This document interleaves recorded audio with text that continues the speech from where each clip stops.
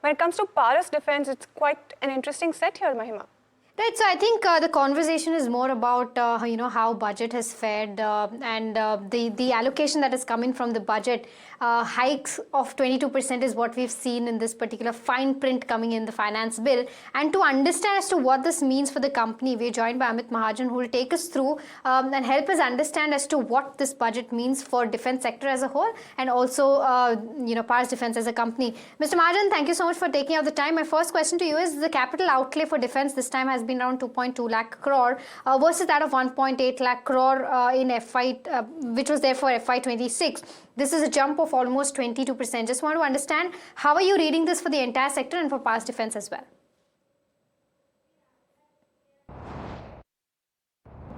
The defense allocation of capital goods and the capital expenditure for defense has risen by almost 24%. And now that's a very, very big jump. Government, if you would have asked me as an industry or as a citizen, government has done enough when it comes to defense sector. They've already enabled a lot of triggers and given us a long-term business visibility.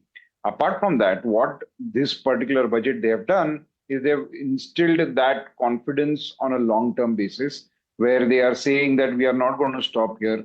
Defense is the largest ministry after finance to get the amount of money allocated for it.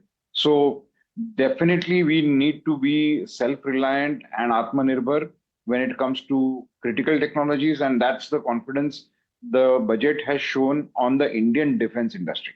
Fair. Mr. Mahajan, from that 2.2 lakh crore of allocation, just want to get a sense as to how much of an acceleration are you expecting from your order book growth?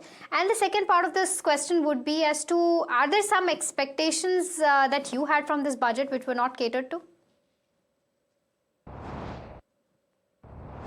Firstly, I would want to take care of the second question.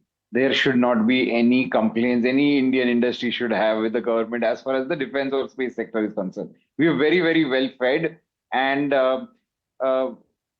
these expenditures that they have allocated now, there have been, in the last 1 year, we've seen that there have been emergency procurement, there have been, speed up of a lot of programs for our military preparedness.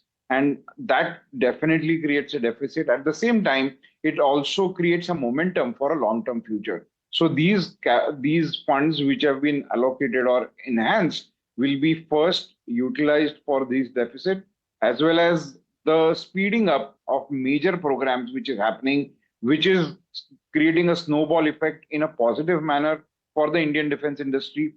And the cash flows will be flowed in for that. All right.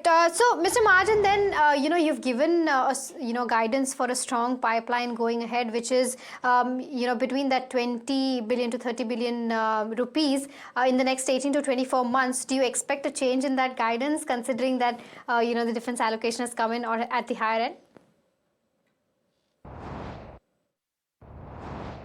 I don't want to just, for the sake of excitement, tell you some other figures. What it does, it makes it more real. If there are any uncertainties when I'm telling you 2,000 crores or 3,000 crores worth of opportunity, if there are uncertainties somewhere embedded into it, those uncertainties just go out and it becomes more and more real. These opportunities now are not just short term, but they also start looking long term, because the government seems to be very serious when it comes to the defense for the country. And the industry, according to me, is now gearing up for a very, very serious, big opportunity in front of us.